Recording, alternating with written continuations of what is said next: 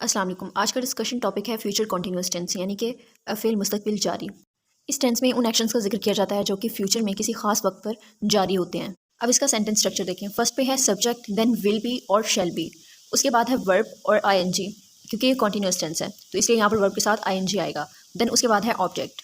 अब नीचे इसकी एग्जाम्पल्स देखें। फर्स्ट एग्जाम्पल है she will be working on project. First पे सब्जेक्ट है, देन विल बी, क्योंकि ये शी है, यानी कि जो पिछला टेंस था उसमें मैंने आपको बताया था कि शी ही इट दे इन सब के साथ विल लगता है, जबकि आई और वी के साथ शेल लगता है। तो यहाँ पर आपने एक छोटा सा इजाफा करना है कि विल और शेल दोनों के साथ आपने बी लगाना है, ठीक है, क्योंकि ऑन गोइंग सिचुएशन के बारे में बात हो रही है। देन है वर्ब और उसके साथ है आईएनजी, वर्ब के साथ आईएनजी। देन है ऑब्जेक्ट यानी कि प्रोजेक्ट। प्रोजेक्ट इस सेंटेंस में ऑब्जेक्ट है। नेक्स्ट एग्जाम्पल है I shall be sleeping at 10 PM। अब यहाँ पर आई है सो इसलिए मैंने यहाँ पर शेल बी जो है वो हेल्पिंग वर्ब यूज़ किया है। हेल्पिंग वर्ब के बाद है sleeping, verb with ING, then है ऑब्जेक्ट यानी एट 10 PM।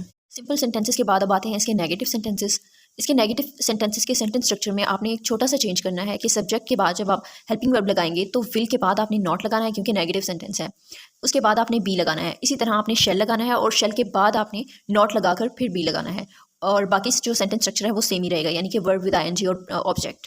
अब इसकी एग्जांपल्स देखिए। फर्स्ट एग्जांपल है she will not be working on project, कि वो प्रोजेक्ट पर काम नहीं कर रही होगी। अब ये जो एग्जांपल है ये सिंपल सेंटेंसेस की एग्जांपल है, सो आपने इसको वैसे ही ट्रांसलेट करना है जैसे कि सिंपल सेंटेंसेस में किया था। जैसे इसमें जो छोटा सा चेंज करना है वो ये करना है कि विल के बाद आपने नॉट लगाना है, देन उसके बाद आपने बी लगाना है। उसके बाद है verb with ING, then object. Next है I shall not be sleeping at 10 PM। Similarly इसमें भी आपने क्या करना है, शेल के बाद नॉट लगाना है, देन उसके बाद बी लगाना है। लास्ट वन है he will not be studying for his final exam, यानी कि वो अपने फाइनल एग्जाम के लिए पढ़ाई नहीं कर रहा होगा।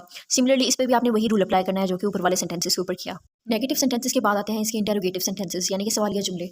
इसमें जो सेंटेंस स्ट्रक्चर है उसमें आपने छोटा सा चेंज करना है कि विल और शेल जो है वो हेल्पिंग वर्ब उनको आपने फर्स्ट पर लगाना है सब्जेक्ट की जगह पर, और उसके बाद आपने सब्जेक्ट लगाना है और सब्जेक्ट के बाद आपने बी लगाना है, देन वर्ब विद आईएनजी और उसके बाद ऑब्जेक्ट। अब इसकी फर्स्ट एग्जांपल देखें और उसको सेंटेंस स्ट्रक्चर के साथ टैली करें। Will she be working on project, कि क्या वो प्रोजेक्ट पर काम कर रही होगी। फर्स्ट पर हमने हेल्पिंग वर्ब लगाया, देन सब्जेक्ट शी, उसके बाद be according to sentence structure, then है वर्ब विद आईएनजी और उसके बाद ऑब्जेक्ट। नेक्स्ट है shall I be sleeping at 10 PM। Similarly इसके ऊपर सेम रूल अप्लाई होगा। अगली एग्जाम्पल देखिए। When will he be studying for his final exam, यानी कि वो कब अपने फाइनल एग्जाम की तैयारी कर रहा होगा। इस सेंटेंस में WH क्वेश्चन है, यानी कि व्हेन।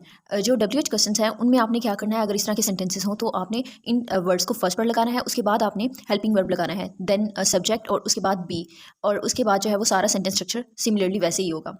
इसकी लास्ट एग्जाम्पल देखें। Where will she be travelling to next week, कि वो अगले हफ्ते कहाँ सफ़र कर रही होगी। ये भी WH क्वेश्चन है तो इसमें भी सिमिलरली आपने वही रूल अप्लाई करना है कि वेयर को आपने फर्स्ट पर लगाया, then helping verb, then subject she, then be और उसके बाद वर्ब और ऑब्जेक्ट।